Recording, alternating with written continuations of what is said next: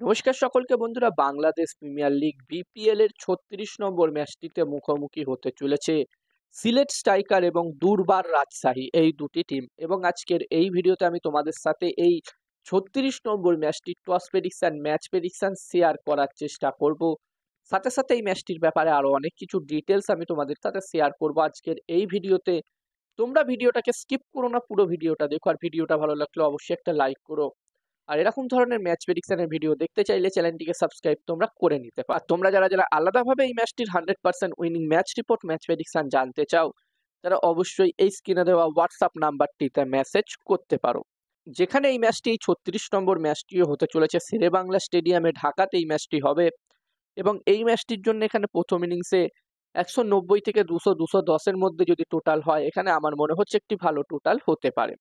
আর বন্ধুরা, যেখানে দুর্বার রাজশাহী এবং সিলেট স্ট্রাইকার, এই দুটি টিমের এখনো পর্যন্ত পারফরমেন্স নিয়ে যদি কথা বলি, ওভারঅল এই বছরের এই বিপিএল এ, যেখানে বন্ধুরা দুর্বার রাজশাহী টিম অলরেডি 10টা ম্যাচ খেলে নিয়েছে। এবং এই 10টা ম্যাচের মধ্যে যেখানে দুর্বার রাজশাহী টিম 4টে ম্যাচ জিতেছে, বাকি 6টা ম্যাচ তারা হেরেছে। এবং এই মুহূর্তে দুর্বার রাজশাহী টিম পয়েন্টস টেবিলসের 5 নম্বর পজিশনে আছে। যদিও বন্ধুরা ব্যাক টু ব্যাক দুদিনে তারা দুটো ম্যাচ খেলবে।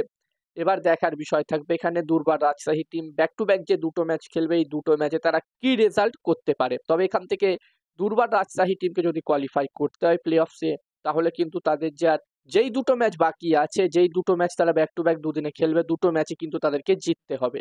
তবেই কিন্তু তারা কোয়ালিফাই করতে পারবে প্লে অফসের জন্য। অন্যদিকে সিলেট স্ট্রাইকার টিমের কথা বললে বন্ধুরা, সিলেট স্ট্রাইকার টিম এখনো পর্যন্ত টোটাল 9টা ম্যাচ খেলেছে।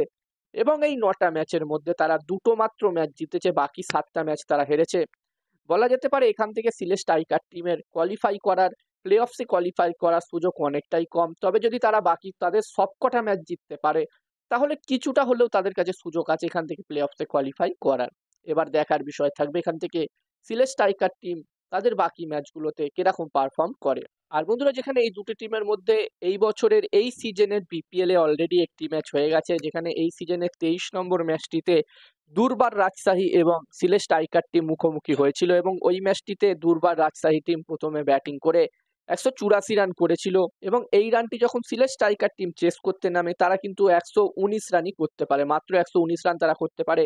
এবং ম্যাচটি দুর্বার রাজশাহী টিম 65 রানের বড় ব্যবধানে জয়লাভ করেছিল।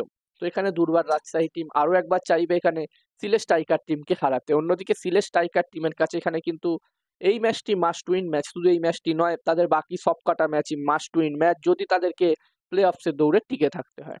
আর এই ম্যাচটিতে আমি যদি আমার প্রেডিকশন তোমাদের সকলের সাথে শেয়ার করি, তো আমার যতদূর মনে হচ্ছে এই ম্যাচটিতে, বন্ধুরা তোমরা যারা যারা আলাদাভাবে এই ম্যাচটির 100% winning match report, match prediction জানতে চাও, তারা অবশ্যই এই স্ক্রিনে দেওয়া হোয়াটসঅ্যাপ নাম্বারটিতে মেসেজ করতে পারো। এখানে এই ম্যাচটির 100% winning match report, match prediction তোমরা পেয়ে যাবে। এবং এই কাজগুলোর প্রমাণ দেখতে চাইলে হাসান ক্রিকেট প্রেডিকশন টেলিগ্রাম চ্যানেলেও জয়েন হতে পারো। ডেসক্রিপশনে টেলিগ্রাম চ্যানেলের লিঙ্ক আমি দিয়ে দিয়েছি।